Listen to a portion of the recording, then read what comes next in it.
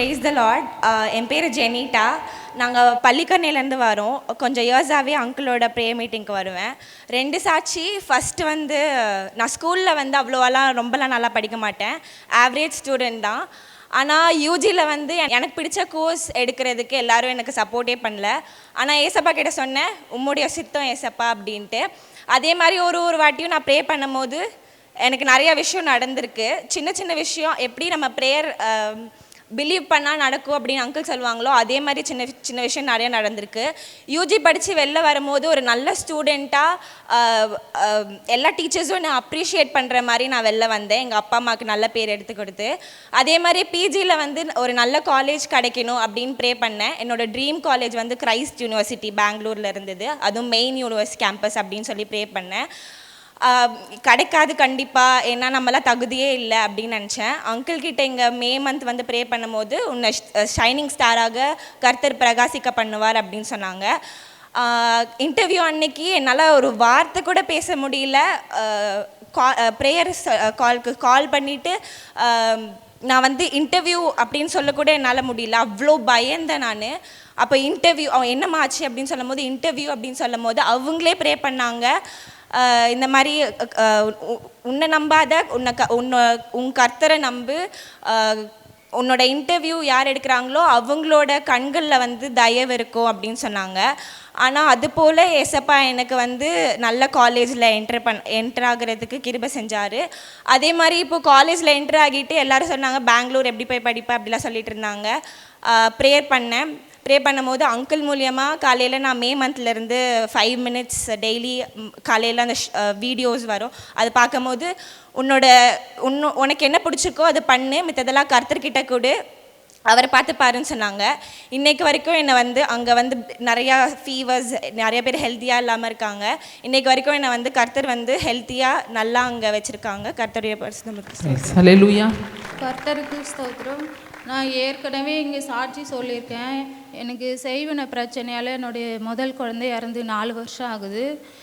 April மாதம் நான் வந்திருந்தேன். அப்போ அங்கிள் எனக்கு ப்ரேயர் பண்ணாங்க. இந்த கர்ப்பத்தின் கணிக்கை எல்லாத்துக்கும் ப்ரேயர் பண்ணுவாங்க. அப்போல்லாம் நான் அமைதியாக தான் உட்காந்துருப்பேன். இந்த கர்ப்பத்தின் கணிக்காக ப்ரேயர் பண்ணுவாங்க. கர்ப்பத்தின் கனியை பற்றி பேசினாலே எனக்கு ஆட்டோமேட்டிக்காக என்ன நடக்குதுன்னு எனக்கு தெரியாது, உருந்து பரண்டுட்டு தான் இருப்பேன். ஏப்ரல் மாதம் வந்தேன், ரொம்ப முடியல, விடுதலை கிடைச்சியும் 4 மாதம் நல்லா இருந்தேன். திருப்பம் வந்துட்டு ஏப்ரல் மாதம் ரொம்ப முடியாமல் ஆயிடுச்சு. அப்புறம் அங்கிள்கிட்ட வந்து ப்ரேயர் பண்ணேன். அவங்கக்கிட்ட போகும்போதே 10 பேர் நின்றுட்டுருக்காங்க. அதுக்கு முன்னாடி என்னால் போகவே முடியல. அவங்க முன்னாடி ப்ரேயர் பண்ணிட்டு அவங்க என்ன பண்ணாங்கன்னு எனக்கு தெரியாது. அதுக்கப்புறம் அங்கிளோடைய பாதப்படியில் நான் கீழே விழுந்த பிறகு அவங்க சொன்ன வார்த்தை மட்டும், இன்று காணும் எகிப்தியரை நீ என்றை காணாது இருப்பாய். என் மகள் இந்த மாதத்திலே கர்ப்பமாகி அவள் குடும்பத்தில் சந்தோஷம் உண்டாகட்டும் அப்படி சொன்னாங்க. ஏப்ரல் மாதம் அந்த மாதமே கர்ப்பத்தின் கனி ஏசப்பா எனக்கு கொடுத்துட்டாரு.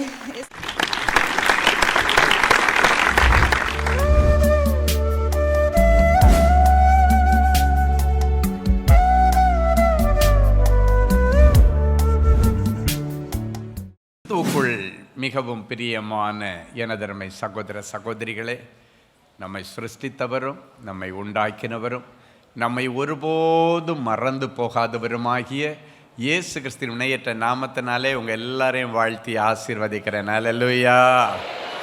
எல்லாரும் சந்தோஷமா இருக்கீங்களா? எடுத்து வாசிங்க. சங்கீதம் 78:20 இப்படியாய் சொல்லுகிறது. எடுத்து வாசிப்போமா?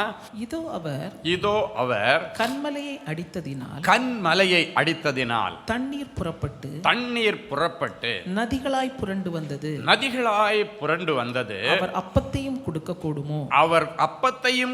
கூடுமோ தம்முடைய ஜனத்திற்கு மாம்சத்தையும் ஆயத்தப்படுத்துவாரோ என்றார்கள். அன்பான தேவனுடைய பிள்ளைகளே, எகிப்தில் இருக்கிற ஜனங்களை ஆண்டவர் பாலும் தேனும் ஓடுகிற நலமும் விசாலமுமான தேசத்திற்கு அழைத்து கொண்டு வரும்படிக்கு மோசே என்கிற ஒரு மனுஷனை அவர்களுக்கு வழிகாட்டியாக ஆண்டவர் அனுப்பினார்.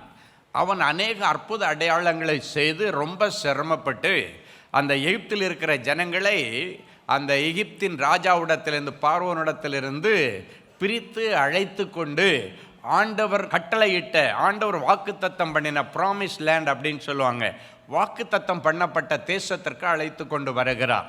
நல்லா கவனிங்க, அங்கே இருந்த அடிமைத்தனத்திலிருந்து வெளியே வந்தாச்சு. அப்படின்னா 430 வருஷங்கள் 4-5 தலைமுறையாக அவர்கள் பட்ட கஷ்டத்திலிருந்து அவர்கள் பரலோகத்தை நோக்கி முறையிட்ட முறையிடுதலின் கேட்டு ஆண்டவர் மோசையை அனுப்பி அங்கிருந்து வெளியே கொண்டு வந்தாச்சு. வெளியே வந்த உடனே நமக்கு பெரிய கானான் வாழ்க்கை கிடைக்கணும்னு நம்ம நினைக்கக்கூடாது.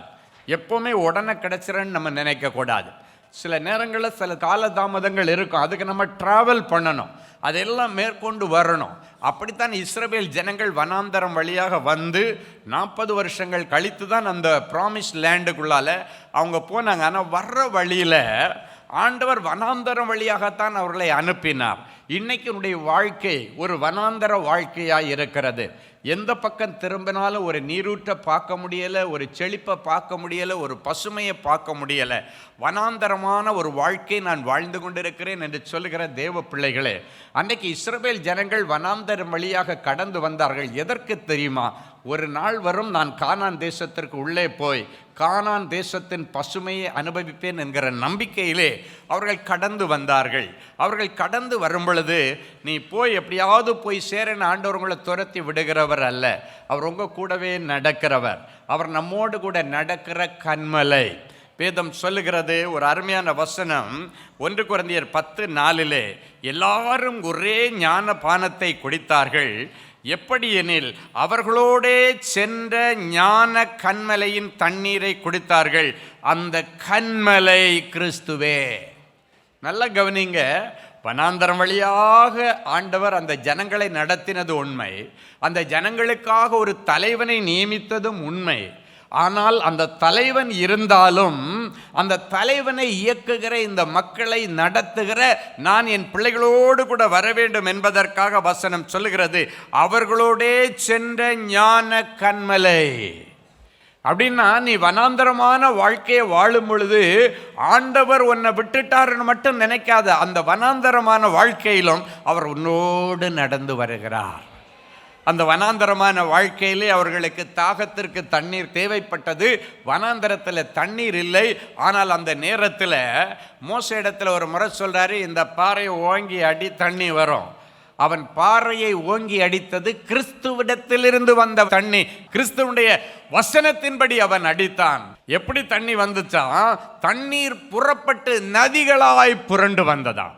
வனாந்தரத்தில் பாறைக்குள்ளால எங்கேயாவது தண்ணி இருக்குமாங்க? பாறையை உடைச்சா தண்ணி இருக்குமா? பாறைக்கு அடியில் இருக்கிறதுக்கு வாய்ப்பு இருக்கு. பாறையை அடிக்கும் பொழுது பாறையிலிருந்து தண்ணி வந்தது. பாறை இருக்கிற மண்ணுக்கு அடியிலிருந்து தண்ணி வரவில்லை, பாறையை அடித்தான். பாறை இருக்கிற மண்ணை அடிக்கவில்லை, பாறையை அடித்தான். பாறைன்னா தண்ணி இல்லாத ஒரு இடம்தான் பாறை. அந்த பாறை வாய்ப்பே இல்லாத தண்ணி இல்லாத இடத்துல ஞான கன்மலையாகி என் ஆண்டவர் அந்த பாறையிலிருந்து தண்ணீரை வரவழைத்தார். ஆண்டவர் தீர்க்க தரிசனமாக சொல்றாரு, என் புருஷனுடைய இருதயம் பாறையை விட ரொம்ப மோசமா கடினமா இருக்குன்னு நினைக்கிறியா? இன்றைக்கு அந்த பாறையை ஆண்டவர் தட்டுகிறார். தண்ணி புறப்படும். அவனிடத்திலிருந்து ஒரு மனம் திரும்புதலின் தண்ணி வரும். அவனிடத்திலிருந்து ஒரு நல்ல இரக்கத்தின் தண்ணி வரும்.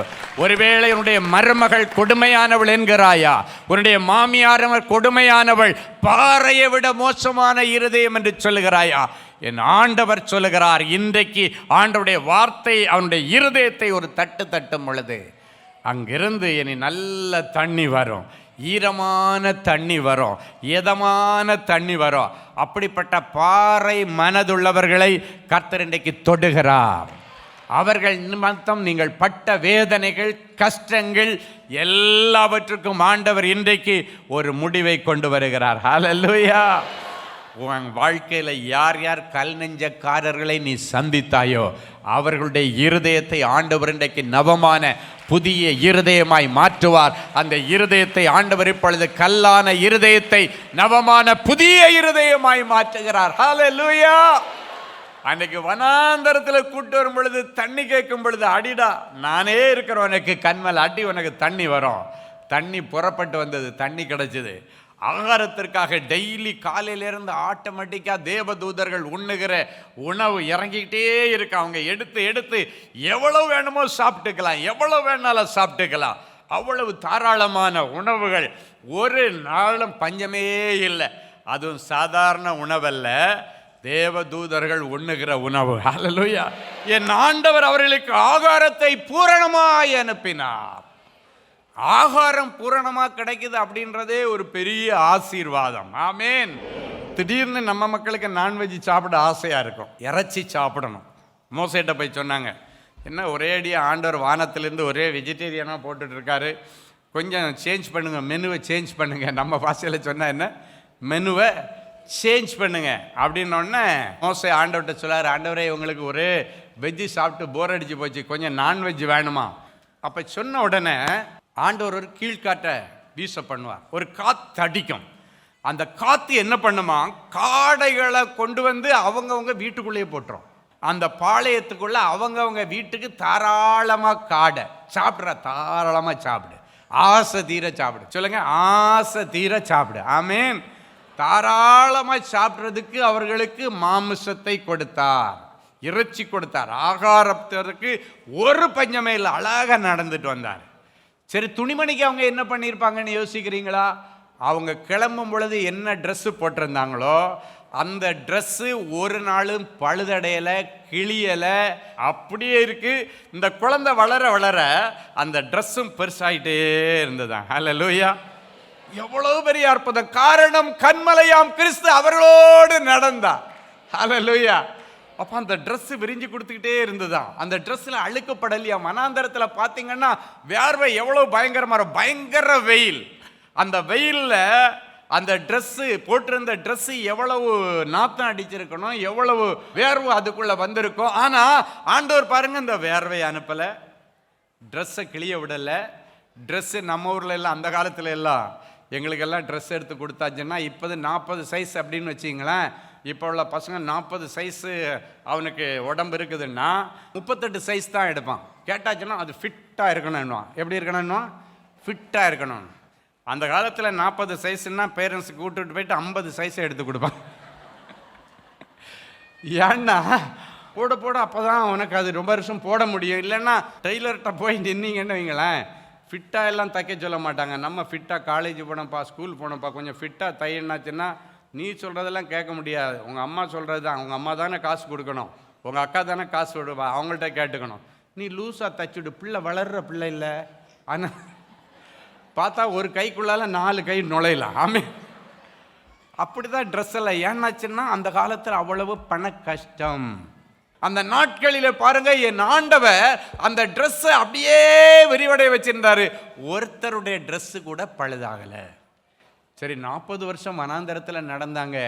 செருப்புக்கு என்ன பண்ணாங்க? வனாந்தரம்னா ரொம்ப சூடாக இருக்கும், செருப்பு இல்லாமல் நடக்க முடியுமா? நடக்கவே முடியாது. ஆனால் அன்னைக்கு அவங்க செருப்பு கொஞ்சம் கூட பழுதடையவில்லை. ஏன்னா ஆண்டவர் அவர்களோடு நடந்தார். இன்றைக்கு உன்னை பார்த்து சொல்லுகிறார், உன் வாழ்க்கை வனாந்தரமாய் இருக்கலாம், உன்னோடு கூட இயேசு நடந்து வருகிறார். தாகம் எடுக்கும் பொழுது உனக்கு தண்ணி கொடுப்பார். ஆகாரம் தேவைப்படும் பொழுது ஆகாரத்திற்கு வழி செய்வார். உனக்கு என்ன விசேஷித்த ஆகாரம் உனக்கு வேண்டுமானால் எதுவானாலும் என் ஆண்டவரை நோக்கி நீ கூப்பிடு. வானத்தையும் பூமியையும் உண்டாக்கின கர்த்தரிடத்திலிருந்து உனக்கு ஒத்தாசை வரும். சொல்லுங்க, எனக்கு ஒத்தாசை வரும். இன்னைக்கு இதிலிருந்து ஆண்டவர் ஒரு காரியத்தை சொல்கிறாரு. ஆகாரம் தாராளமாக அவங்களுக்கு கிடச்சிதான். உங்களுக்கு ஆகாரத்திற்கு இனி பஞ்சம் இல்லாத அளவுக்கு தாராளமாக வருமானத்திற்கு கர்த்தர் வழி திறக்கிறார். இதுக்கு மேலே உங்களுக்கு வேலை இல்லை அப்படின்ற நிலைமை இல்லாமல் உங்கள் கலையத்தில் பானையில் எண்ணெயும் மாவும் எப்பொழுதும் பொங்கி பொங்கி வழியும். சொல்லுங்க பார்க்கலாம், பொங்கி பொங்கி வழியும், நிரம்பி வழியும். உங்கள் பிள்ளைகளுக்கு நீங்கள் தாராளமாக எல்லாத்தையும் வாங்கி கொடுக்குற அளவுக்கு இன்னைக்கு பிறகு ஒரு பெரிய செல்வ செழிப்பை கர்த்தர் கொடுக்க போகிறார். உன் பிள்ளை கேட்குற ஒரு அழகான பேனாவை உன்னால் வாங்கி கொடுக்க முடியாமல் இருந்திருக்கலாம். உன் பிள்ளை கேட்குற ஒரு லேப்டாப்பை நீ வாங்கி கொடுக்க முடியாமல் இருந்திருக்கலாம்.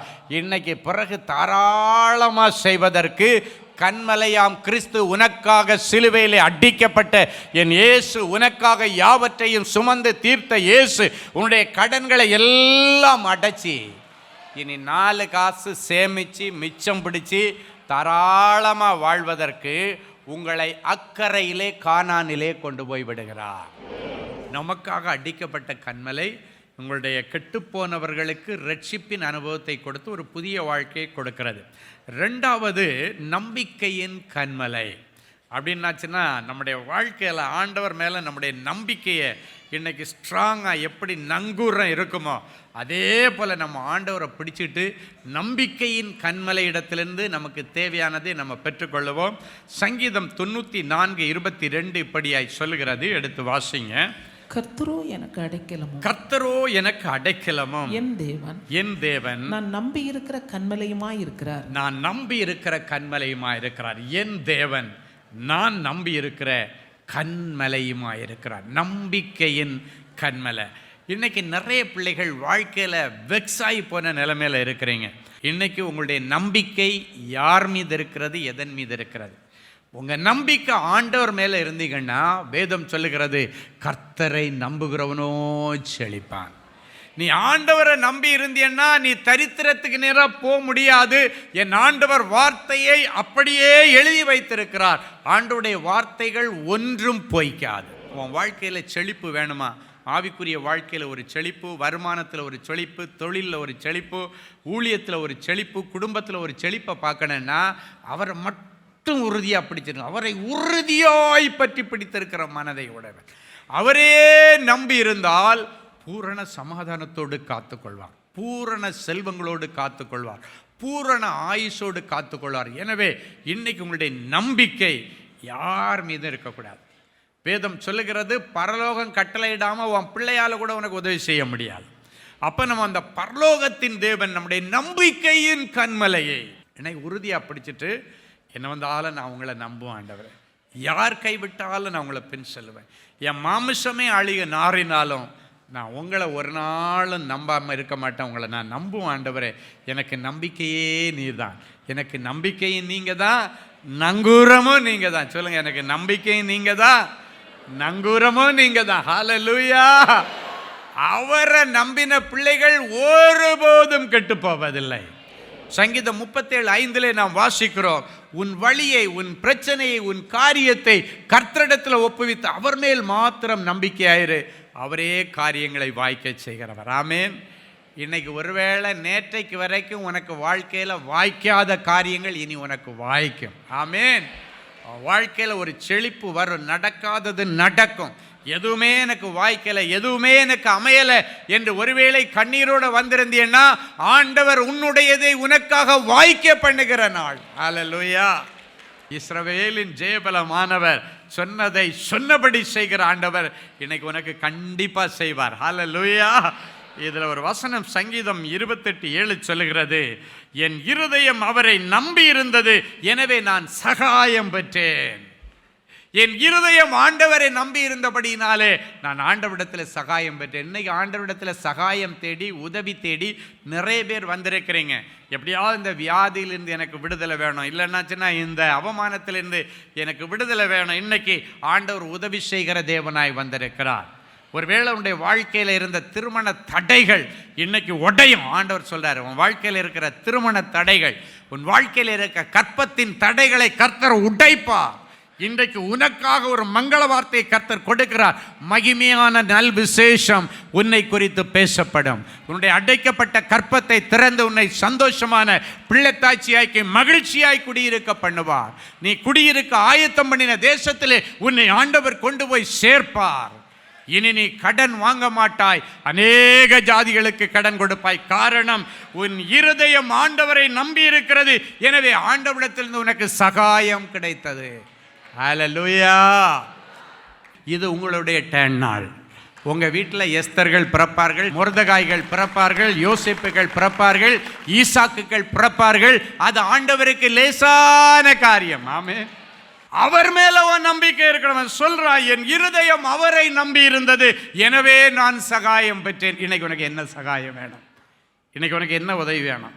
என்ன வேணாலும் கேளு. ஆண்டவர் உனக்கு சகாயம் பண்ண ஆண்டவர் உன்னை கூட்டு வந்திருக்க, உன்னை உதவி செய்ய கூட்டுட்டு வந்திருக்கிறாரு. உன்னுடைய மனசில் இருக்கிற ஏக்கங்கள் விருப்பங்கள் எல்லாம் இன்னைக்கு ஆண்டவரிடத்தில் சொல்லிடு. அவை எல்லாவற்றையும் நிறைவேற்றி இன்றைக்கு ஆண்டவர் நம்பிக்கையோடு அனுப்புவார். ஹல்லேலூயா. நம்பிக்கையுடைய சிறைகளை அரணுக்கு திரும்புங்கள். கர்த்தர் இரட்டிப்பான நன்மையை தருவார், இன்றைக்கே தருவார். ஆமென். நீ ஒன்று கேட்டா ஒன்றை தரமாட்டார், ஆண்டவர் 2 தருவார். ஆமென். அவர் நினைக்கிறதற்கும் வேண்டிக் கொள்கிறதற்கும் ஜெபிப்பதற்கும் மிகவும் அதிகமாய் செய்கிற ஆண்டவர். ஆமென். சரி, முதல்ல ரட்சிப்பின் கண்மலை, 2வது நம்பிக்கையின் கண்மலை, 3வது நிழல் தரும் கண்மலை. எடுத்து வாசிங்க ஏசாயா தீர்க்கதரிசியின் புஸ்தகம் 32ஆம் அதிகாரம் 2வது வசனம் இப்படியாய் சொல்லுகிறது. எடுத்து வாசிப்போமா? அவர் காற்றுக்கு ஒதுக்காகவும், அவர் காற்றுக்கு ஒதுக்காகவும், பெருவெள்ளத்துக்கு புகலிடமாகவும், பெருவெள்ளத்திற்கு புகலிடமாகவும், வறண்ட நிலத்துக்கு நீர்க்கால்களாகவும், வறண்ட நிலத்திற்கு நீர்க்கால்களாகவும், விடாய்த்த பூமிக்கு பெருங்கண்மலை நிழலாகவும் இருப்பார். விடாய்த்த பூமிக்கு பெருங்கண்மலையின் நிழலாகவும் இருப்பார். அப்படின்னா நொந்து போன மனுஷனுக்கு, ஆமேன், ஆண்டவர் பெரும் கண்மலையின் நிழலாயிருப்பாராம். நல்ல கவனிங்க. இஸ்ரவேல் ஜனங்கள் கானான் தேசத்துக்கு போவதற்கு முன்பாக அந்த கானான் தேசத்தில் நம்ம போய் சந்தோஷமாக வாழ முடியுமா அப்படின்னு வேவு பார்க்குறதுக்கு மோசே சிலரை அனுப்பி வைத்தான். அதில் ஒன்று யோசுவா, இன்னொன்று காலேப், இன்னொன்று வேற ஒரு குரூப் இருக்குது. அப்போ யோசுவாவும் காலேபும் தவிர மற்றவங்க எல்லாம் போய் பார்த்துட்டு வந்து சொன்னாங்க, அந்த மனுஷர்கள் ரொம்ப கொடூரமானவங்க, ரொம்ப கடினமானவங்க, கல்லான இருதயம் உள்ளவங்க, முரடனுங்க, அங்கே போய் நம்ம அந்த தேசத்துல எல்லாம் வாழ முடியாது அப்படின்னு சொல்லிட்டு ரிப்போர்ட் கொடுக்குறாங்க. ஆனால் இந்த யோசுவாவும் காலேபும் என்ன சொல்கிறாங்கன்னா, அங்கே போய் ஆவிக்குரிய கண்ணோட்டத்தோடு பார்க்குறாங்க. அவங்க உலக பிரகாரமான கண்ணோட்டத்தோட பார்த்தீங்கன்னா அவங்க ரொம்ப முரடனுங்க, அவங்ககிட்ட நம்ம ஜெயிச்சு உள்ளே போய் அந்த தேசத்தை சுதந்திரிக்க முடியாது. ஆனால் ஆவிக்குரிய கண்ணோட்டத்தோடு பார்க்கும் பொழுது அங்கே ஒன்று தெரிகிறது, இவர்களை காக்கிற நிழல் அவர்களிடத்திலே இல்லை. என்னாகும் 14:9 சொல்லுகிறது, அவர்களை காத்த நிழல் அவர்களை விட்டு விலகி போயிட்டு, கர்த்தர் நம்மோடே இருக்கிறார், அவர்களுக்கு பயப்பட வேண்டியதில்லை. அப்படின்னா என்ன தெரியுமா அவங்க கண்டுபிடிச்சாங்க? ஆண்டவருடைய ஆதரவு அவர்களுக்கு நிழலாய் இருக்க வேண்டிய ஆண்டவருடைய ஆதரவு அவர்களுக்கு இல்லை. ஆண்டவர் அவர்களுக்கு நிழலாய் இல்லை, நம்மை காக்கிற நிழலாம் கர்த்தர் கண்மலையாம் கிறிஸ்து நமக்கு கூட இருக்கிறார், அதனால நம்ம அதை ஜெயிச்சிருவோம் அப்படின்னு சொன்னாங்க. அதே போல் அங்கே போய் பார்க்கும் பொழுது அவர்களை காக்கிற நிழல் அவர்களிடத்தில் இல்லாதபடியினாலே அவர்கள் தோற்று போனார்கள். ஆனால் இஸ்ரவேல் ஜனங்களை காக்கிற நிழல் இவர்களோடு கூட இருந்தபடியினாலே இவர்கள் ஜெயித்தார்கள். இன்னைக்கு ஆண்டவர் உங்களை பார்த்து சொல்கிறார், வாழ்க்கையில் ஜெயிக்க முடியலேன்னு வந்திருக்கிற உனக்கு ஆண்டவர் நல்ல ஜெயத்தை தருவார். அல்லேலூயா. வெற்றியை தருவார், உன் பிள்ளைகளுக்கு வெற்றியை தருவார். ஏன்னா உன்னை காக்கிற நிழல் அவர் உங்களோடு கூட இருக்கிறார். ஆமென். இப்போ நிழல் தரும் கண்மலை, நம்மளை தாண்டி ஒரு நிழல் நம்மளை மூடுறதுனால தான் நம்ம போகும்போதும் வரும்போதும் பாதுகாப்பாக இருக்கிறோம். இன்றைக்கி உங்கள் சரீரத்தில் எப்பேற்பட்ட கொள்ளை நோய் இருந்தாலும் இன்னைக்கு ஆண்டவர் சொல்கிறாரு, உங்களை காக்கிற நிழல் உங்கள் மேலே பட்டாலே போதும், அற்புதம் நடக்கும். இந்த வசனம் சொல்லுகிறது, நிழல் தரும் கண்மலையே அவர் நம்மோடு கூட இருக்கிறாராம். அப்போ எப்படி அவருடைய நிழல் பட்டால் எனக்கு சுகம் கிடைக்குன்னு நீங்கள் நினைக்கிறீங்கன்னு பார்த்தீங்கன்னா, வேதத்தில் நீங்கள் பார்த்தீங்கன்னா அப்போஸ்தலனாகிய பேதுரு ரோட்டில் நடந்து போகும் பொழுது அநேக வியாதியஸ்தர்கள், பிசாசு பிடிச்சவங்களை எல்லாத்தையும் ரோட்டில் கொண்டு போய் உட்கார வச்சுருவாங்க. எந்த பக்கமாக பேதுரு போகிறாரோ அந்த பக்கமாக அந்த வழியிலெல்லாம் அவங்கள உட்கார வச்சுருப்பாங்களாம். பேதுரு நடந்து போகும்போது பேதுருடைய நிழல் பட்டு அங்கிருந்த எல்லா வியாதியஸ்தர்களும் சொஸ்தமானார்கள் என்று அப்போஸ்தலர் நடபடிகள் 5ஆம் அதிகாரம் 15 முதல் உள்ள வசனங்களில் அழகாக சொல்லப்படுற. பேதுரு நடந்து போனாலே போதும், நிறைய பேருக்கு அந்த நிழல் பட்டு அற்புதம் நடந்திருக்கு. அப்போது பேதுருடைய நிழல் பட்டு அற்புதம் நடக்குதுன்னா, சுகம் கிடைக்குதுன்னா, பேதுருவை இயக்குகிற, பேதுருவை அபிஷேகம் பண்ணுகிற என் இயேசுடைய நிழல் பட்டால் உனக்கு அற்புதம் நடக்குமா? நடக்காது. அன்பு சகோதரனே, சகோதரி, நீண்ட நாட்களாக 4 சுவர்களுக்குள்ள விழுந்து கிடந்து, ஆண்டவரே இந்த பாவத்திலிருந்து எனக்கு ஒரு விமோச்சனம் வேண்டும், இந்த கடனில் இருந்து எனக்கு ஒரு விமோச்சனம் வேண்டும், ஆண்டவரே இந்த அவமானத்திலிருந்து எனக்கு ஒரு விமோச்சனம் வேண்டும், கண்ணீரோடு நீ அழுது கொண்டிருந்தாய். இது உனக்கு விமோச்சனத்தின் நாள். உனக்காக அடிக்கப்பட்ட அந்த கன்மலை உனக்கு ரட்சிப்பின் கன்மலை, இந்த எல்லா பாவங்களையும் நீக்குகிற ரட்சிப்பின் கன்மலை. ஆண்டவரே, என் பிள்ளைகள் மேல ஒரு ரட்சிப்பின் போர்வையை போர்த்தி ஜெபிக்கிறேன். ரட்சிப்பின் கன்மலையாம் கிறிஸ்துவே, இவர்கள் குடும்பத்தில் யார் யாருன்னு ரட்சிக்கப்படவில்லையோ அத்தனை பேரையும் நீர் ரட்சிப்பீராக. இன்றைக்கு உம்முடைய தொடுதல் என் பிள்ளைகளுக்கு மனமாற்றத்தை கொண்டு வரட்டும். மனமாறுதலின் கனியை கொடுக்கட்டும். மனம் திரும்புதலின் கனியை இவர்கள் ஒவ்வொருவரும் கொடுத்து இன்றிலிருந்து ஒரு புதிய வாழ்க்கை, ஒரு புதிய துவக்கத்தை என் பிள்ளைகள் அனுபவிக்கட்டும். ஆண்டவர் இயேசுவின் மூலம் பிதாவே, ஆமேன், ஆமேன்.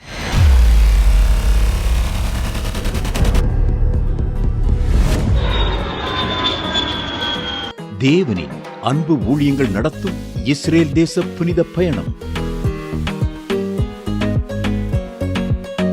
அன்பானவர்களே, ஆண்டவராகிய இயேசு கிறிஸ்து பிறந்து வளர்ந்து ஊழியம் செய்து மரித்து அடக்கம் பண்ணப்பட்டு உயிரோடு எழுந்த புனித ஸ்தலங்களை கண்டு மகிழ இதோ ஓர் அரிய வாய்ப்பு. உங்கள் வாழ்நாள் கனவை நனவாக்க நமது அன்பு சகோதரர் சுவிசேஷகர் டி. ஸ்டீபன் அவர்களுடன் 11 நாட்கள்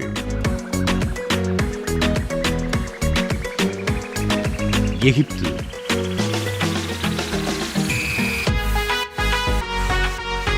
யோர்தான், பாலஸ்தீனம், இஸ்ரேல் தேசங்களுக்கான புனித பயணம். 2025 ஆண்டிற்கான இந்த புனித பயணமானது வருகிற மே மாதம் 19ஆம் தேதி முதல் 29ஆம் தேதி முடிய 11 நாட்கள் நடைபெறுகிறது. இது ஒரு சாதாரண சுற்றுலா அனுபவம் அல்ல. இயேசு கிறிஸ்துவின் பாதங்கள் பதிந்த இடங்களில் உங்களுடைய பாதங்களும் பதியும்படிக்கு அவருடைய கரங்களை பிடித்து நடக்கிற ஓர் உன்னத அனுபவம். மேலும் விவரங்களுக்கு தொடர்பு கொள்ள செல்போன் எண்கள் 7291947999 மற்றும் 9841437999. Email exodusholytours@gmail.com. Website www.exodusholytours.com. கிறிஸ்துவுக்குள் அன்பானவர்களே, ஆண்டவராகிய இயேசு கிறிஸ்துவின் இனிய நாமத்தில் அன்பின் வாழ்த்துக்கள்.